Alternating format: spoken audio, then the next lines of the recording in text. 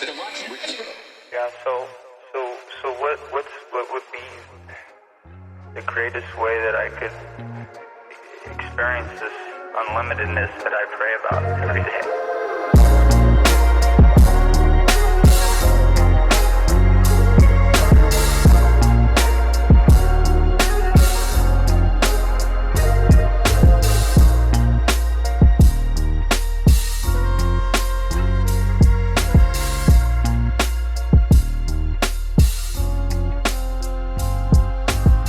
Yeah, just enjoy it, my dear friend. You see, you can't put it in a bottle, and you can't give it a name. Ultimately, part of the plan as you grow into greater and greater love is as you are on a quest for love.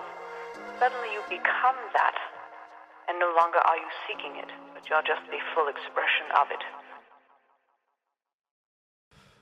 My people, welcome to another episode of the I Bring Water Show.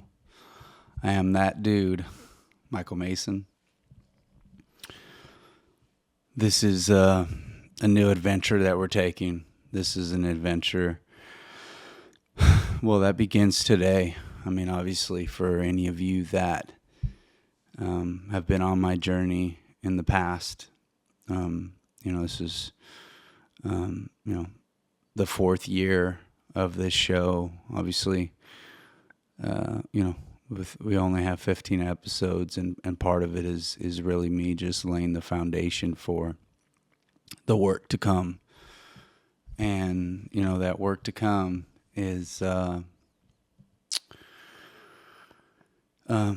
phase 2 that we're beginning. My original intention was to create a podcast where we have these like individual teaching sessions to offer you guys tools for your own personal growth. And inevitably, that's what we're leading into right now. Is I really see this podcast as a waking meditation of self-love, personal healing, and ultimately quality of life. How can you go about creating a life that is truly in alignment with your heart?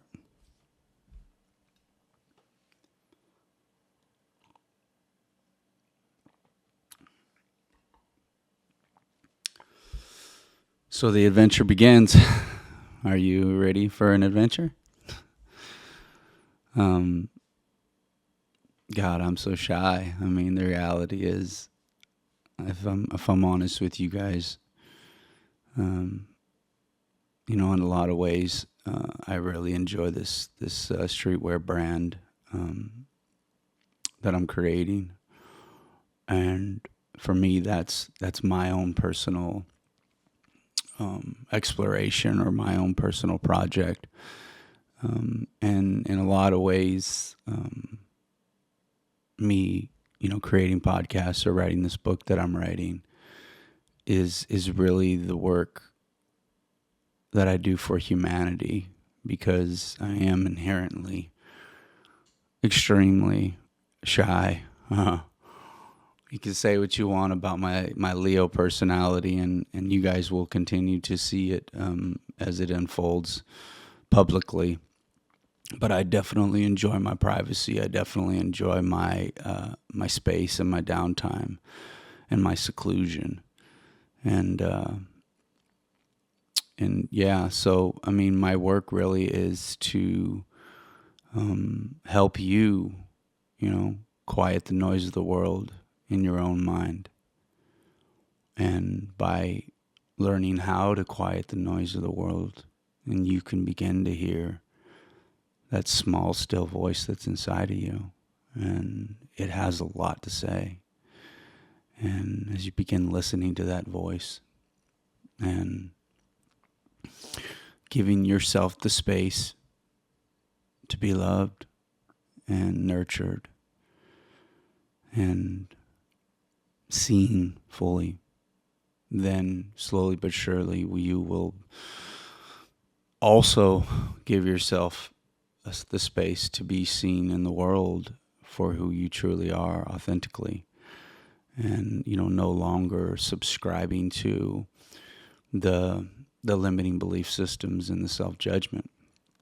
Because ultimately, I think that's what we all really want. We want to feel empowered. We want to feel sovereign. We want to feel free. We want to feel like we can be our fullest and truest self in all realms of our life. And in a lot of ways, the only way to do that is to be able to create the discernment and the clarity between what's you and what's the world, and recognizing your own personal distortions, and learning how to kind of disconnect yourself from the mass limiting belief systems that much of this world operates from, that we are starting to move out of and into this new paradigm. And somebody like me is here to help support, laying the foundation for a new framework, so that folks can begin moving into that space of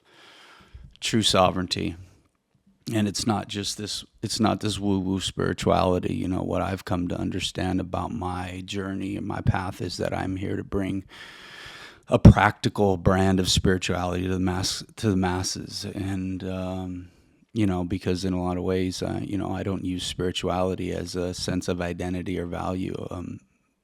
I am spiritual. Spirituality is my nature, is my foundation. And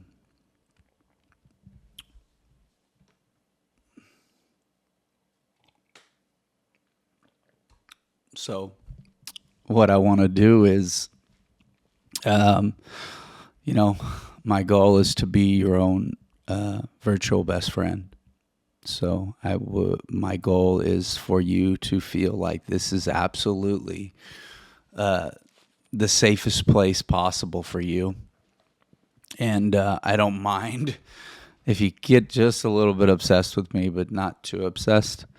So yeah, I appreciate the energy and the love, and just know that I am absolutely here for you. That is my mission in the world, is to support you, is to love you, is to remind you that you're loved. And if you haven't been told today, I love you, I'm telling you right now, I love you. And you deserve to be happy. You deserve to be at peace. You deserve to feel safe. You deserve to be seen and heard. And the only way that we become truly seen and heard in this world is by seeing ourselves and hearing ourselves and giving ourselves a permission, like my dear friend Dr. Peebles says, to be part of this equation of life. So do I bring water? I absolutely bring water, because there's so much fucking love in this heart.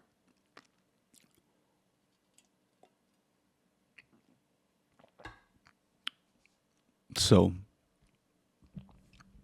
this podcast, what's this about? Well, we've just begun putting together, notes from the last 12 years of my awakening experience, my cosmic awakening experience that began in 2013. And I recently had a private session with my friend Summer Bacon. I believe she was my podcast. I think she was EP11. But my friend Summer is a trance medium for over 30 years. And she's just a beautiful person. She's a humble person, and she truly serves God and love and humanity through the work that she does. And so I had a session just a week or so ago where she went into trance, and Dr. Peebles, who is a spirit who is working with humanity from the other side through channels like Summer Bacon, and his last life on Earth, he passed, I believe, in 1922, and he was a surgeon in the Civil War, and he was just a very dynamic human being in his last life, and his work currently on the other side is to work with what he calls a band of angels and to serve humanity through his communications and other projects, I imagine. So I wanted to start off this kind of new phase of our work together by sharing a little bit more of, kind of the private elements of my life, of my journey. And so in doing that, in fact, before I had my cosmic awakening, if you will, and what I would say was Christ consciousness in 2013, I had my first private session with Summer and Dr. Peebles in 2010. Now, at this time in my life, I was, I had been working in a food manufacturing facility in a bakery for, God, at that point it was 11 years, and I was about maybe my fifth or sixth year into a managerial role. A maintenance manager, assistant chief engineer was my title, and I had a lot of kids at home. Obviously, I had my stepdaughter and my son and daughter, and I think we were possibly as well helping to raise my ex-wife's niece and nephew. I think maybe the nephew was living there at the time. So we had a house full of kids. My ex-wife was finishing up nursing school at Delta College, the local community college.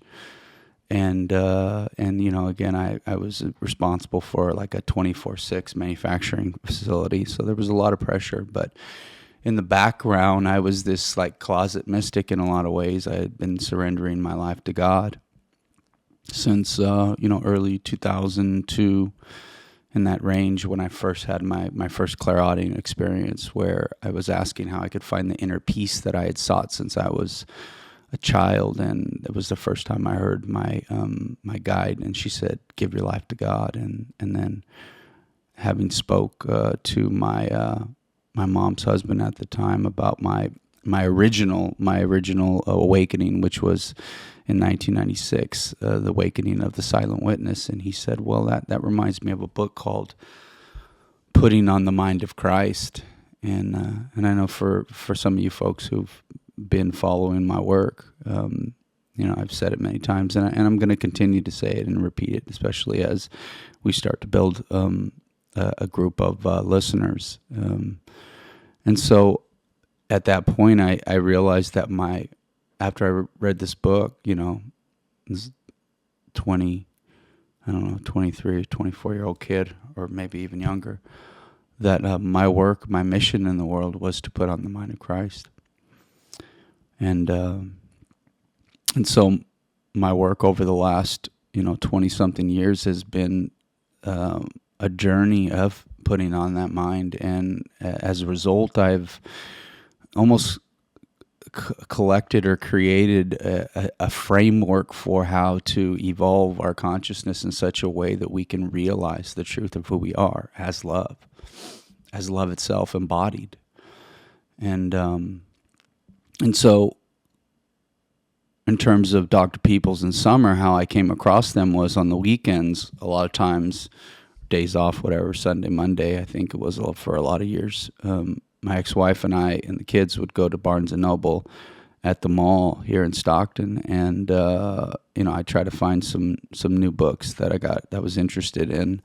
I was on the spiritual path. I was a seeker, and I came across this book called To Dance with Angels. I believe it was by the name of Dawn and Linda Pendleton, and it was a story about a trance medium by the name of Thomas Jacobson who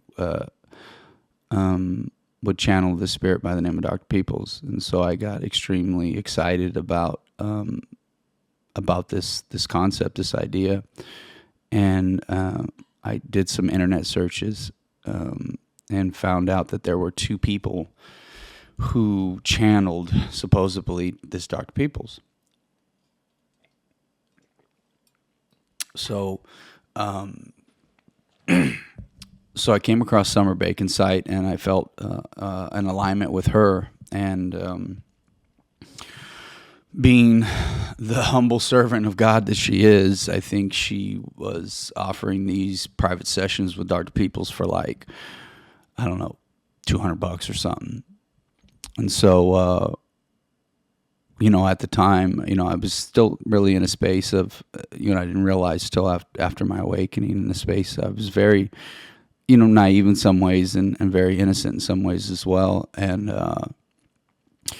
And there was a lot of insight through this private session with Dr. Peebles in 2010 about my nature as a star child, as a being that was birthed from the Palladian star system and who had spent lifetimes working with a multitude of other enlightened races throughout the cosmos and studying their lessons. And then I was provided an opportunity to come to Earth to see how I could apply those lessons. And that I'd come here multiple times, and many times I had found that I couldn't find a partner who was as devoted and committed to love as I was. And so I kind of became heartbroken, and I would return, and I have returned in this life to, in many ways, I think, to share my master class in terms of my experiences here on Earth, in terms of writing the books and providing the teachings, but really more than anything to, learn how to live life on my terms, and to explore my creativity and my individuality, and ultimately to find a partner of like mind and like heart that that could bring me a sense of devotion and love and peace and joy that I seek. And so it was, profoundly enlightening. I mean, some of the things I didn't even I didn't really put too much weight into until my cosmic awakening began in 2013. And then it was pretty freaking clear to me that I was like a human angel. I mean, the Pandora's box of consciousness that I opened up was otherworldly, to be honest with you. And so, so I'd like to provide these next two podcasts as kind of a contrast of, private session, with Dr. Peebles in 2010 as kind of like a before Christ consciousness. So you can kind of see that contrast of the mind of a seeker, and then the one from the other week, 2025, kind of after Christ consciousness, and you can kind of see that there's a differentiation. And so hopefully that allows you more access to, my life, and a deeper sense of intimacy and trust in who I am and what I'm here to do, and the relationship that I desire to develop with all of you in your own individual journeys. So this is definitely, an adventure that we're taking together. I mean, it's clear that this world is in a really, really strange place. And so, more than ever, we need people who are really taking an honest look at who they are and looking into their hearts and deciding that there's so much more available when we open up to self-love, when we open up to, making our unconscious conscious. And I just want to say that that I love you guys, and I look forward to continuing to serve you. And I hope you enjoy this conversation, part one, a conversation with Spirit. Well, I'm going to go ahead and start the recorder, and have a wonderful time. If you hear any noise in the background, that's my cats, but they sometimes play with each other. I appreciate it. Okay. Have a great time, Michael. Thank you. You're welcome. God bless you, Dr. Peebles said it is a joy and a blessing when man and spirit join together in search of the greater truths and awareness. God bless you indeed, my dear Michael. You're a beautiful spirit, my dear friend, and you certainly have been working very hard in this lifetime to really find a place for yourself. Certainly because you have so many different ideas, so much creativity, so many ways of responding to the world, and sometimes you say, well, which one of these is me? Well, my dear friend, it's all you. You have decided in this lifetime to be a rather diversified person, and so sometimes it feels rather silly to you to be on the earth because you don't really know where you fit. But you have a lot of interesting qualities about you, my dear friend, and what we would suggest is that you start to study the fact that you did indeed come from the stars and that you do indeed have this connection to the heavens. God bless you indeed. That is unusual for most human beings on the earth. You do have a connection and a relationship to such creatures that would be known as extraterrestrials, but really these are celestial beings, not necessarily the sorts that you would see in the movies, the scary kind you see as the aliens, but celestial beings, really, my dear friend, where you lived for so very, very many years, centuries, if you will, if in terms of the earth world, and at long last you decided to come here to the planet Earth to play, to discover what this place is all about and see what all the fuss is about this beautiful blue orb that is in the universe. Well, you came here, you decided that it was a very nice place, a good, friendly place. You had strong relationships to start out in this lifetime, God bless you indeed. But then, my dear friend, it began to crumble around you, and you said, wait a minute, nobody around me wants to grow anymore. Nobody around me wants to change. What is the matter? Don't they see that a flower grows and it dies, and then another comes to refresh it in its place? And this is the way in which you've seen the world, my dear friend, through so many various ways, and that it becomes a terrible frustration for you because it makes you feel separate. But the reality is you're just fiercely independent now as a result of that. So, my dear friend, God bless you indeed. This is the tip of the iceberg about you, my dear friend, but would you understand, and would you have questions or comments? God bless you indeed. Yeah, you definitely. I probably wrote down about 10 different things Yes. to go through, and we can just start. And you basically started with, kind of a general history. Yes. Probably on this earth plane, how long, kind of just general stuff in that respect. Yeah, in terms of lifetimes and everything. You haven't had... How long have I been involved here? Yeah, you haven't really been here that many times, my dear friend. Unusual, because you're a very smart person. And so you're a quick study, you look at things, you absorb it, and then you move on to the next study. And you're not somebody who sits around wasting time or dawdling along the way. You're busy all the time, really doing your spiritual work and working upon yourself and striving to understand the planet, why you are here, humanity, and all the rest. And so you haven't been here too many times, and you're not really going to have to be here if you don't want to after this lifetime. Perhaps once or twice more if you like, but it's not a necessity. God bless you indeed. You just wanted to come here and poke your nose around and see what it was about. You understand, my dear friend? I do. I do understand that. An old soul is just a slow learner. You're not a slow learner. You're a quick study, huh? Yeah. What about maybe just some more broader stuff with the history of the soul? You spoke of other celestial. You spoke of another existence in other places in the universe or whatever. What could you give some general oversight on that? Yeah, you really were, my dear friend. You were born in the stars. You were created from a star system known as Pleiades, and through that, my dear friend, you discovered what love was really about, because the remarkable quality of that particular star system is that it's about a tremendous compassion, care for others, certainly healing, and all aspects of healing in terms of assisting when required, when asked, with permission only, etc. So in that relationship, you discovered, my dear friend, what love was about, and from there you simply journeyed into the celestial realm. And what we mean by this, it would be all creatures of all different types, but who are a truly enlightened being. So you really spent an enormous amount of your existence with enlightened beings and listening to their lessons and studying as an apprentice. And then they suggested to you, this is wonderful that you understand all of these concepts. Now see if you can apply them by going to planet Earth. and they pointed it out to you. You said, why not? I'll give it a try, and because you're always up for new lessons. You never, ever stumble there. And said, all right, I'll go to the Earth and see what it's about. So you came to planet Earth, and you started to poke your nose around in all sorts of places, relationships, all different sorts of, shall we say, relationships of love. But one thing that bothered you, distressed you terribly, was the lack of commitment on the part of people in general to one another. You were terribly committed. Once you got into a relationship, you had no need or desire to let it go.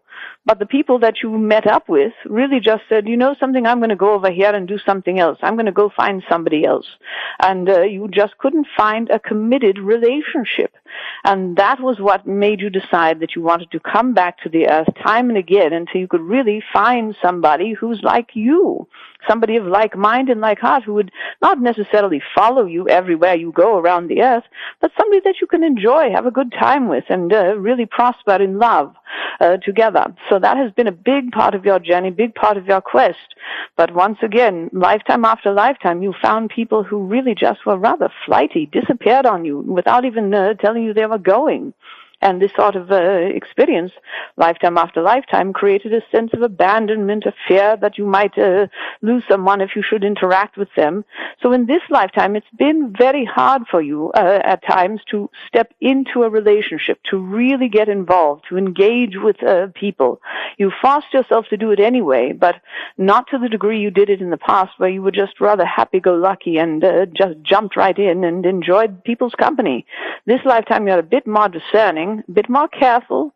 You like to study different sorts of people before you size them up, before you decide to get involved with them, because you don't want to be hurt anymore. And there's nothing wrong with this. It's not a matter of holding life at arm's length. If somebody needs you, you would be there for them in a heartbeat. But instead, in this lifetime, you're just being cautious, if you will, in terms of where you're going to really put your energy and your heart. God bless you indeed. So again, that's the tip of the iceberg, my dear friend Michael, but would you understand, and does that help, yes? Yeah, no, I definitely think that helps out a lot. Yeah. Is there any history with my current arrangement as far as these people, my daughter, my son, my wife?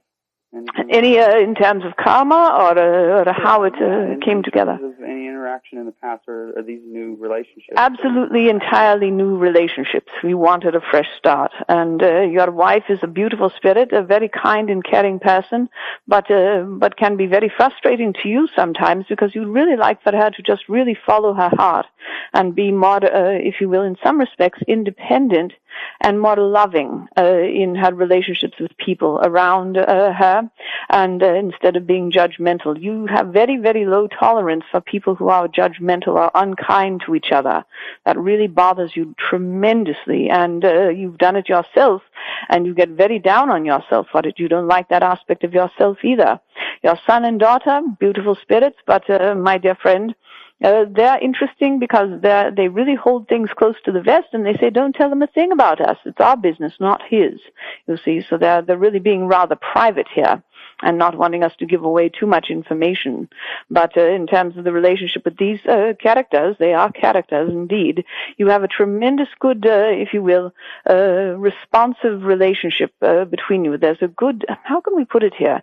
You just simply, there's a depth of respect that is always there. When you need them, they're there for you. When you are needed, you are there for them. And this goes on and on and on. God bless you indeed, my dear friend. Because there's no karma there to begin with, so you don't really have anything you have to work out together. God bless you indeed. Do you understand? I do, thank you. Yeah. Honestly, there's probably some other things that we could discuss. I mean, obviously, I wrote down universal overview, but that's going to be an ongoing thing forever and ever, trying to understand truly what we are. Yes. In the universe, and so that we could probably talk for hundreds of hours. Yes, so really, you're absolutely. Question up. Yeah, you're on this planet Earth to discover and dissolve illusions of separation within self and between life, and it is a labor of love, my dear friend, that you are here to experience. And that's what the journey is about. So that really right there encapsulates the experience of the universe in a nutshell. It's all the great movement of love, yeah? I understand. Yeah.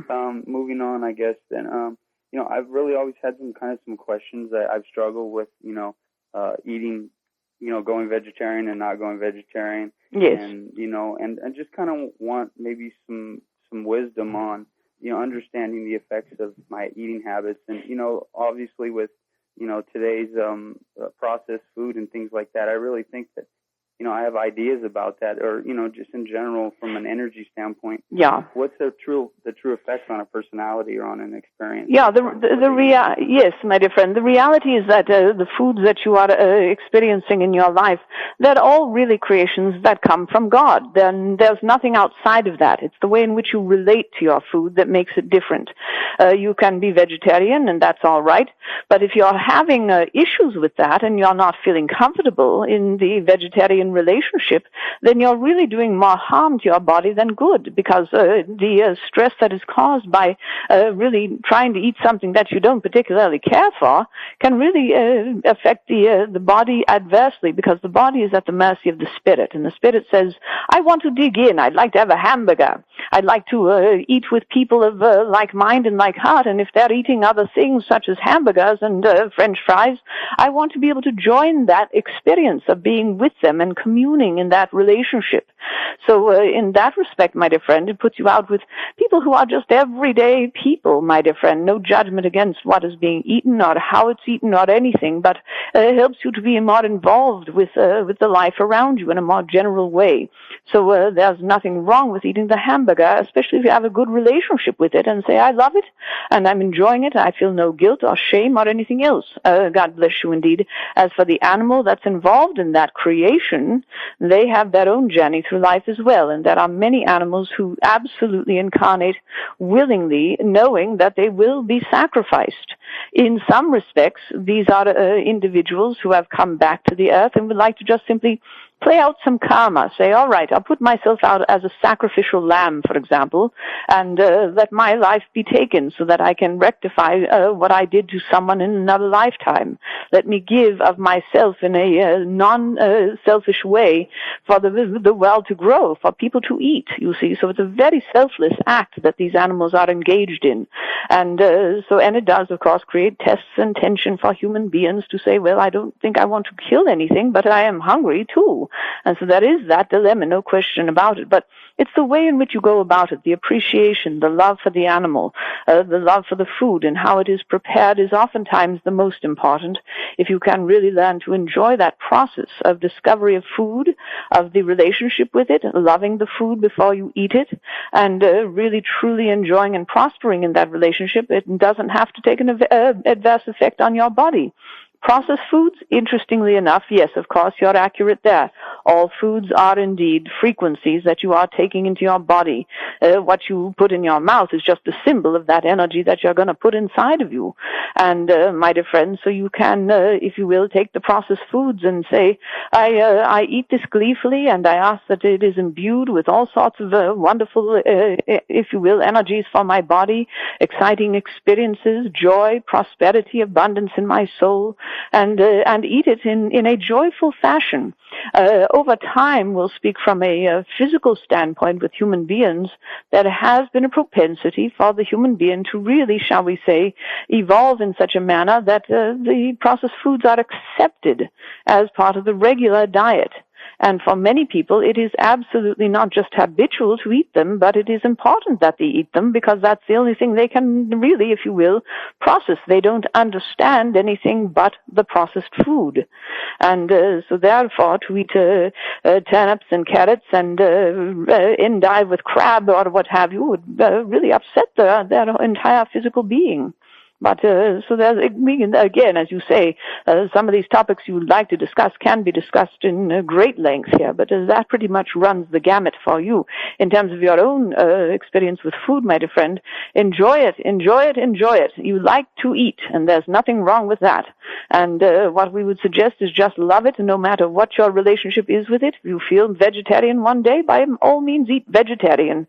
And if you feel the need for meat the other day, then by all means eat the meat.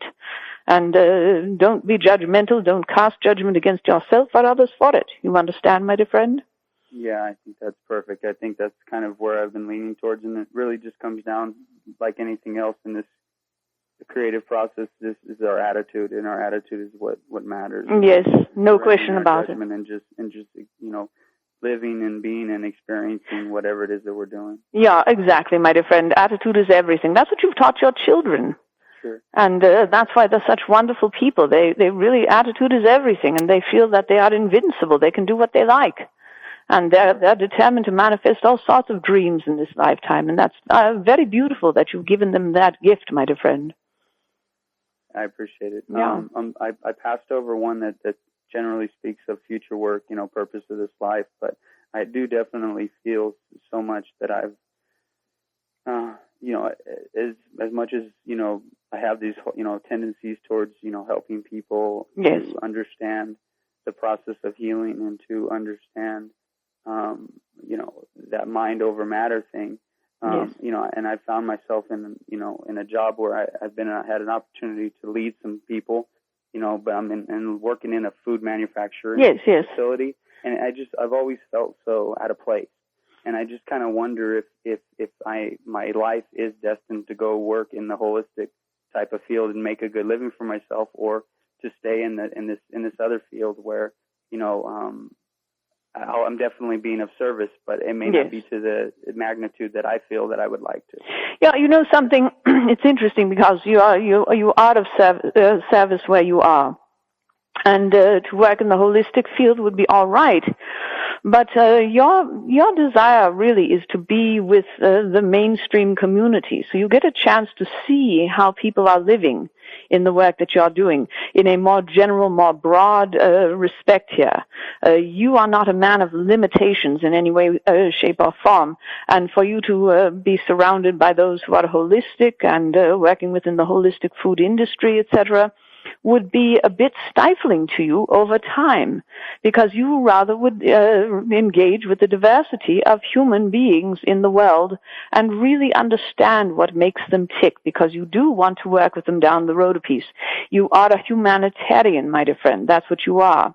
And that is something that's going to be becoming more and more apparent as you get a little older and you begin to relate with life in a little different way. You will start to realize one of the dreams you would have really would be to cook for the homeless and to assist them there and to bring, if you will, inspiration to kitchens of human beings to show what it means to create a home-cooked meal and such.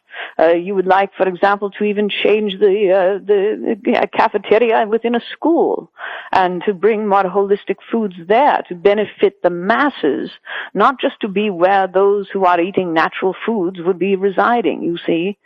So in this way, what you want to do is you want to cut into the mainstream with something that is not necessarily mainstream as of this point. So this is part of your future work.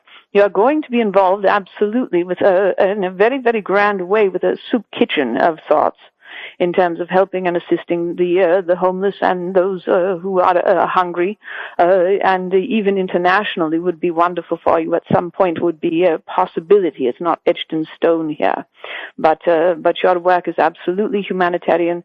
As you are working in your current environment, my dear friend, realize that you are a very good person. People trust you. They like you. And if you would open up a little bit more about who you are every once in a while, let something slip out of your mouth that is not exactly what they would expect to hear from you. And they'll be coming back to you and saying, Michael, could you tell me a bit more about what you are just saying there? You see, because sometimes you hide your spiritual nature. You hide your, if you will, ideas about life and the quality of living, and you don't want to cast judgment, and that's one of the reasons you hide these ideas and sentiments away. But then that builds up as resentment inside of you, and you say, why don't I have a voice here? Well, because you need to give yourself a voice. You don't wait on the world to ask you to speak. You just speak. Of course, with permission, you can say, I have something to share that's a little unconventional. May I share it here? It might sound weird to you, but these are the things I think about. And people will be more open and say, yes, please tell us, Michael, please. You understand? Yeah, I do. It's interesting because, I've had a few readings before from other psychics, and she's kind of told me that body work might be a good place for me to start, and eventually working into aura healing energy work and things like that. And I was just curious, what do you pick up on? Yeah, these are good experiments for you. That's what we would say, because you know how the energy works, and to work with healing hands, we'll say that, would be good for you. A nice experiment. Again, what we're going to say to you, Michael, is any of these things are fine, but what you're going to find is that you are still, again, not wanting to be limited.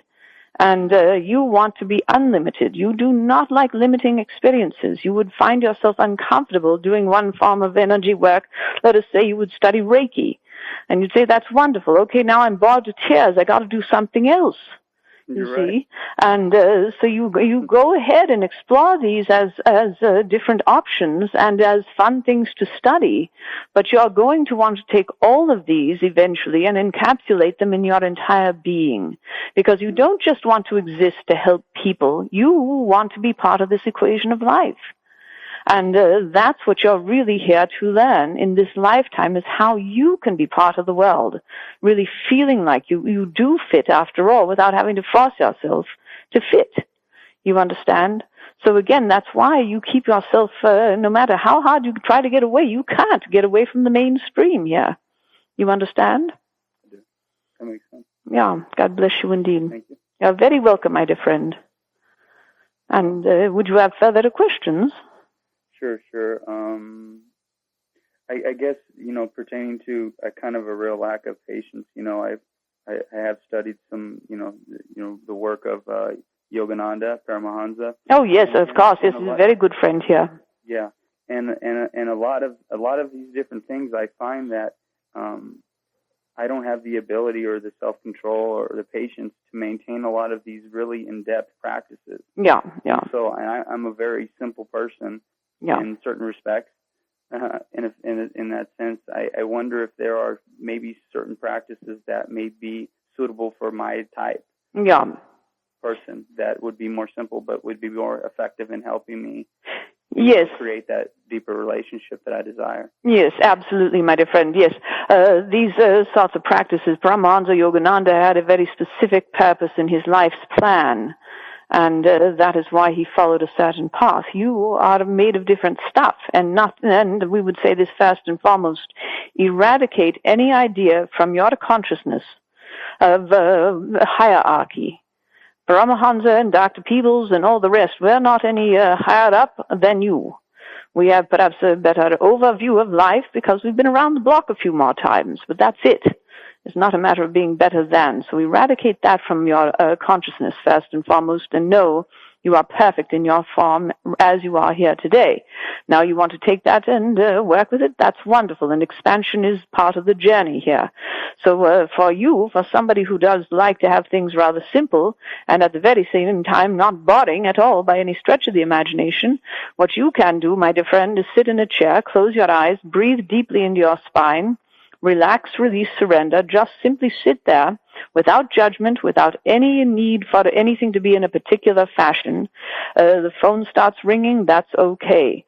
Cars start honking their horns, that's okay. Feel the chair under your fanny, feel the floor under your feet. Breathe in and out and feel the air in your lungs. Feel the air around you in touching your nose. Feel everything, my dear friend. Think about your organs and that they are functioning and the blood coursing through your body.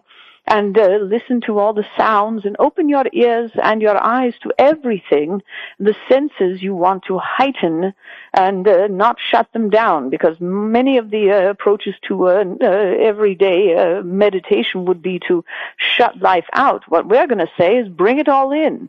And if you're thinking about stuff, let yourself think, but don't think about what you're thinking about. Really try to just see it almost as somebody else is talking. And you're an objective observer, and you're just listening to this conversation in your head without judgment, without having to say, oh gosh, I wish I could shut my brain off here. I can't seem to settle down. Let that feeling of not being settled become part of your meditation. As you continue to do this, my dear friend, and you do it at the same time every day as much as you can, would be beautiful, then, my dear friend, you will find suddenly that you slip beyond all of that chaos into a place of just simplicity, of knowing that everything is in right order. And it is in that place where suddenly you will see, hear, and feel Spirit with you. And don't doubt yourself, and don't say, oh, it's just my imagination. Say how wonderful this is. If it's my imagination, let me play with it. Let me play, let's pretend. And start to talk to these voices in your head. You already have them there. That what you think is you arguing with yourself all the time is really, my dear friend, just your guides arguing amongst themselves, saying what's right for him, what should we do to help him here today, and the different ideas that they're tossing around. So you're a clear audio. You do hear spirit. You just haven't learned how to discern who's you and who's them. So what this will do in this exercise is really to get you so united with everything that you're not holding any of it at arm's length. There's no fear. You're not afraid of anything is going to get you. No lower entity beings, because there is no hierarchy. They just are who they are. And you'll find yourself in contact with some who are very, very scared. They don't know where they are. You'll start to hear the voices and see the images of people's dearly departed loved ones. And you'll be able to express this to people. You'll become a channel of sorts if you continue in this work. And eventually you can, if you like, become a trance medium, just like Summer here, if you would continue on this path for an extended period of time, lots of practice. It doesn't just, shall we say, pop up overnight. But, my dear friend, you can do it, and you have this great capacity for wanting and craving life. So let it all in. Don't hold any of it at arm's length. That's why you're very non-judgmental. You just, you have it, certainly. You're an impatient man at times. You can be very urgent about things, and you want it now. But that's just really more because you are so excited about your existence, and you know that your life is finite in this body, and you want to cram in as much as you can in one lifetime and get it all done, and enjoy as much of the time you have here as you can, you see? God bless you, indeed. Does that help, my dear friend? Yeah, it does. That's awesome. Thank you. Yeah, you, my dear friend, judge not lest ye be judged. Do not judge yourself, in other words. Stop with the judgment of self. You are a beautiful person. You really got to study the fact that you've done remarkable work. And it doesn't come with building skyscrapers, and it doesn't come, my dear friend, by becoming the guru on the mountain. The real work is done when you roll up your sleeves and get down into the earth. And you're not afraid of that. You'll talk to anybody. The homeless don't scare you. You understand? People who are a bit crazy don't scare you. You find them fascinating. That's not common, my dear friend. It's a gift. Yeah, I do enjoy the stories of life more than anything. Yes, you do, my dear friend. God bless you indeed. Yes, and what else would you like to ask? Well, I think it's interesting that many, many years ago I was at work and I was asking the question, I was just in turmoil, and I was asking the question to myself, what I needed to do. And it was one specific time that I heard this female voice, and it said, give your life to God. And it was in my head, and it was one of the one times that I could actually differentiate between my voice and that voice. And I was wondering, that was probably a guide of mine. Absolutely, no question about it. That was Harmony, my dear friend. That's the name? Yes. Okay. And she's a beautiful... My guides? Yes, there are. And she's one of your primary guides. She's a beautiful spirit. She's one of the very, very clearest spirits, really, that we can... that's the best way we can put it to you. She's very clear. That's hence her name, Harmony. She will harmonize everything for you. She's from the angelic realm, and she's a glorious spirit. She absolutely wanted to encourage you to give your life to God, and meaning very much, my dear friend, to know in your heart of hearts that everything is in right order. And everything is really going according to the plan. And stop worrying that you're behind schedule, because you're not at all, my dear friend. You're not at all behind schedule. In fact, you are ahead of schedule. So you can slow down a little bit, and she's good at helping you to slow down, relax, release, surrender. You understand? I do. Thank you. You're very welcome, my dear friend.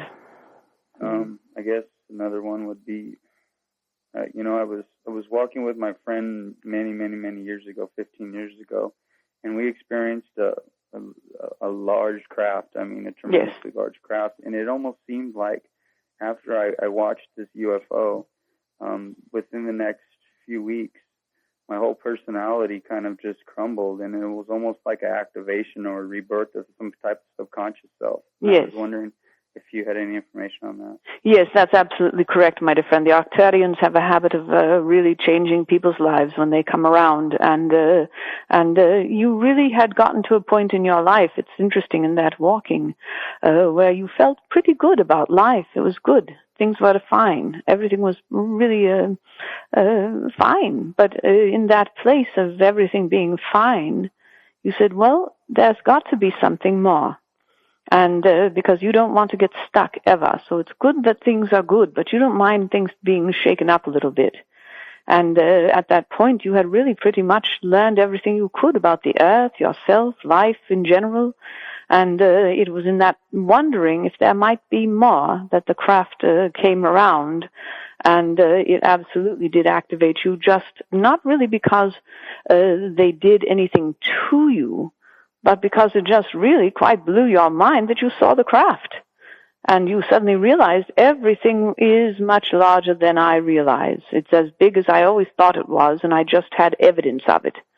And this activated what would be known as the Kundalini in you, which is the creative center, and that at the base of your spine. And it was activated perhaps a little too fast because your personality crumbled. You became a bit cranky, we'll say that, and not an easy person to be around because you were seeing through different eyes very suddenly, and the rest of the world wasn't seeing as you did, so you became very impatient with people, and to the point sometimes of being impolite but not meaning to be that way. It was just that you were saying, don't you understand? Can't you see the way that I see? How can you live your life so limited, you see? And finally you stopped and said, as a good spiritual mystic would, you finally realized, wait, I can't put those expectations on everybody around me to see things the way that I do. And even your friend didn't quite have the same reaction to this experience as you did. You understand? I do. It blew your mind, in other words. And that's not a bad thing to have happen because it does give you a chance to piece yourself back together in a different way and come out of it stronger. Right. God bless you indeed. You've known that this was real since you were about 5 years old. And you had a tendency at times to laugh and talk to spirits at night, and it created and caused a bit of judgment against you from your family, wondering what the heck was wrong with you. Are you crazy or what have you? They didn't quite understand where their boy was coming from. And so you stopped really letting yourself be shown to the world and known to the world in terms of your mystical abilities. Now that you're a bit older and you've gone through the process of being a father and other things, you say, I don't really care what the people think about me anymore. You see, I want to be happy now. Right, I understand. Yeah. God bless you indeed. Yeah, so what would be the greatest way that I could experience this unlimitedness that I pray about every day? Yeah, just enjoy it, my dear friend. You see, you can't put it in a bottle, and you can't give it a name. Ultimately, part of the plan as you grow into greater and greater love is as you are on a quest for love, suddenly you become that, and no longer are you seeking it, but you're just the full expression of it. And that's the best way we can describe the journey. So don't try to become anything in particular, and don't try to do it in a particular fashion. We could share all kinds of things that would be of interest to you. You are an old Masonic. You had the opportunity to work with the Freemasons, and you enjoyed the cryptograms that were created then, and the unusual studies of alchemy and the such relationships with the world, because you truly believe in such things as being possible. And so you could go into a Masonic lodge and enjoy that experience. But once again, we're going to say it, and we're going to say it again and again to you, Michael.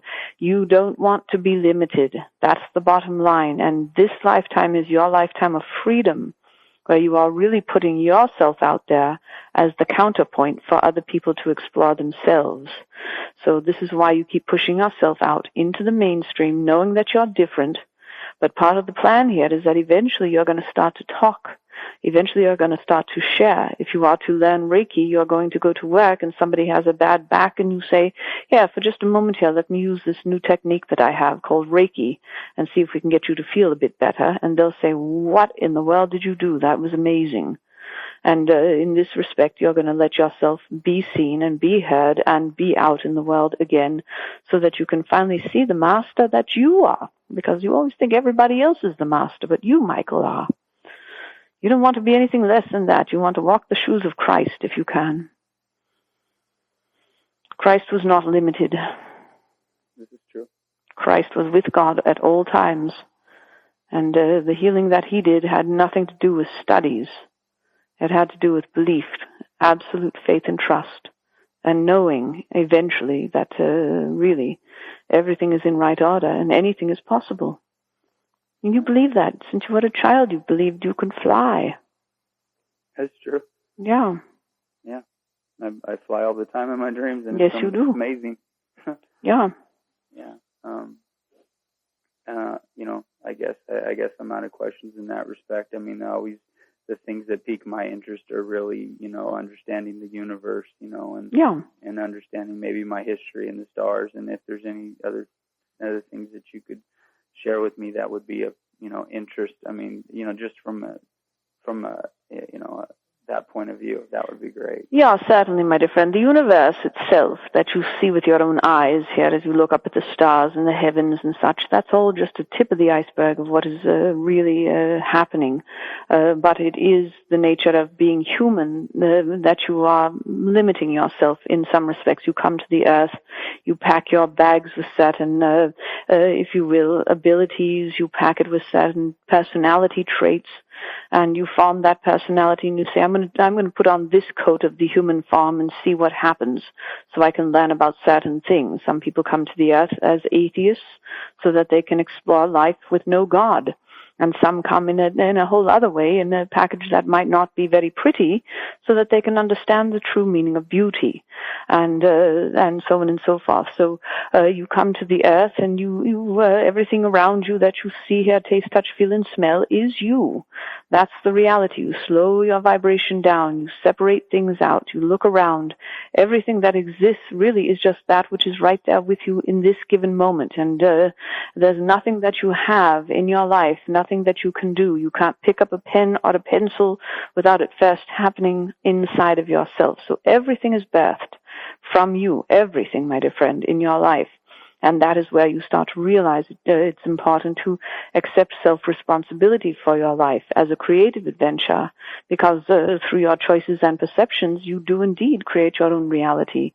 That's what you're doing here. Now, the universe is fantastic. It warrants all sorts of thought, conversation. How expansive is it? Is there an end to it? Is there a beginning to it, etc.? That's wonderful. It's beautiful, and it keeps things exciting for you as a human being. It's not necessary to ever have the answer to that, because even where I exist in the 16th dimension, I do not have an answer to that for you, my dear friend. I am in a constant exploration of existence as well. But the difference between me and you is that I've just surrendered to it and enjoy the journey. And on the earth, human beings are struggling against the journey, saying, well, I got to find purpose and value and meaning in this moment. How can I find it? Well, it's already there, in the doing of it, in the being of it, in the activity of it, in the just simple pleasure of being the one who happens to be in the shoes that you're in right now. So, my dear friend, the universe is an extraordinary place, and it is beyond your wildest dreams and imaginations. Now, when you should pass and decide to transition from this earth, which is going to be quite some time from now, because you've got a lot yet you want to get accomplished here, you look around you at the empty space that is there, and realize that all that space there isn't as empty as you think. It's going to fill in one day with all sorts of activity, spirits, family, the stuff that you see around you right here. It doesn't disappear. It's still there, but the rest of the space is filled in. And so, my dear friend, that's the rest of the picture. Now, you can, if you will, sit in a dimly lit room, if you like. You can put a candle in the center of a very dark room, look at the candle, and just as you are staring at the candle, be aware of your peripheral vision and see the movement that you find there, and start to talk to that movement, because those are spirits that you can see. They are the ones that exist in the space in between. And, my dear friend, you can start to talk to them, say, I see you. Who are you? What is your name? Trust what you hear in your mind. Eventually you'll hear it outside of your head after a lot of practice. And my dear friend, you can develop a relationship with spirit in that respect. It's an exploration, though. That's what you're doing on the earth, and it's an awful lot of fun. But don't get entrapped in having to know any answers, really. Just enjoy what is revealed as it is revealed to you. God bless you indeed. You would benefit, my dear friend, too, by getting a little bit more vitamin of C in your diet, because you process things so rapidly, and you really need to get more vitamin of C. Okay. Is there anything else beyond that? That's mainly... Yeah. Just a moment here. We'll take a peek around at your physical body for you. You gotta breathe. You hardly breathe ever. Yeah, you are so cerebral at times. You're thinking so hard that you forget to breathe. And so don't forget to breathe, my dear friend. Make certain that you take at least a deep breath. If you're not going to breathe regularly, make certain you can do some conscious inhaling every once in a while to get more oxygen into your body. And get up and stretch. You have a habit of getting yourself just to sit and contemplate life, and your body's not moving. It's just sitting, and that's why you get yourself a bit stiff there. But overall, you're in fairly good health. The vitamin of C, some magnesium in your diet would not be a bad idea. Eating more greens would be good to just add those into your diet. Collard greens, mustard greens, beet greens, any kind of green leafy vegetable that you can find would be very good for you. The reason for this is because of the magnesium and other trace minerals and such that are within these greens. And these are things that it's a tendency, really, of the mystic to burn themselves out because you are thinking and you are stretching yourself. Your aura is outside of the body much further than most because you are contemplating the universe. So the body needs a little extra help, a little extra nourishment. The vibration you bring into your body is a little bit high, and your body is a low vibration wire, if you will. So the current that's running through it is a bit too high for it, so you need to give it a little extra nourishment. More water would not be bad, but not too much. Don't overdo it either, because you don't particularly care to drink a lot of water. But in other ways, you're fairly balanced. We don't see any problems, really, my dear friend. You're not stressing about it, yeah? God bless you, indeed. Just one last question. Certainly, yes, of course, my dear friend. Sure. In speaking of being able to, I understand the point that you discuss on being able to not desire to become something, but to actually just be it. Yes. And that allows you to get beyond the judgment or to beyond the striving, and just become exactly what it is that, at some point you desire, but now just to be it, to surrender to it. Yes, exactly. And do I have to separate in order to become that?